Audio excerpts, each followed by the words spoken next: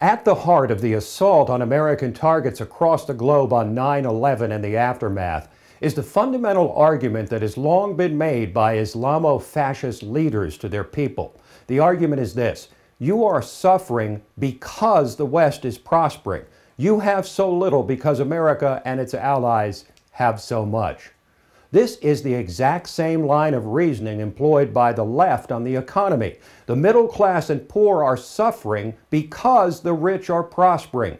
You have less because the wealthy have more. This classic left-wing zero-sum game stands in stark contrast to the free market message, which somewhat ironically was first given voice by John F. Kennedy, that a rising tide lifts all boats. Success at the top inevitably leads to expanded opportunity for the middle class, and the poor are lifted by more tax revenues spent on their behalf and the increased charity flowing from people who are prospering. That is the plus-sum philosophy we should demand from those who seek public office. Instead, the left repeats the mantra that trickle-down or supply-side economics has been tried and it doesn't work. This based, I suppose, on the old saw that if you repeat a lie long enough and loud enough, people will start believing it. In point of fact, the opposite is true. For those of you on the left, see if you can follow this. More money in people's pockets means more money spent and invested in the private economy, which in turn causes businesses to grow, which in turn leads to more jobs, which in turn leads to economic growth, and more of the left's most precious commodity, tax revenues. Framed that way, honest individuals can only reach one conclusion about how to restore prosperity, unless they are drowned in the message that their misfortune is because of someone else's fortune.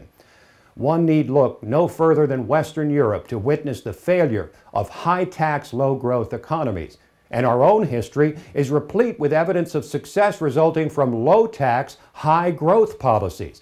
The Kennedy, Reagan, and Bush 43 tax cuts all resulted in more, not less, economic growth and more, not less, tax revenues. The Kennedy tax cut sparked almost immediate growth, and the Reagan expansion was spectacular. One state after another has employed free market principles to reduce their debt, cut spending, and increase growth. But it is far easier for a demagogue to point fingers of blame, bellow about a lack of fairness, and stoke class warfare by pitting one group of Americans against another. The big lie implicit in zero-sum demagoguery is that the economy is static, an unchanging pie that must be sliced up fairly by those in power. The truth is that economies are not static. They are dynamic, usually growing in various degrees or declining.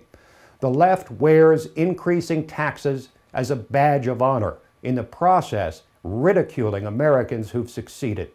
The ruling class in Washington has spent us into oblivion with their failed dreams and flawed schemes in satisfying their insatiable appetites for more power and control. They have wasted and misused and flushed away so much of our treasure that absent a serious course correction, our children have scant hope of a life even as good as ours or our forebears.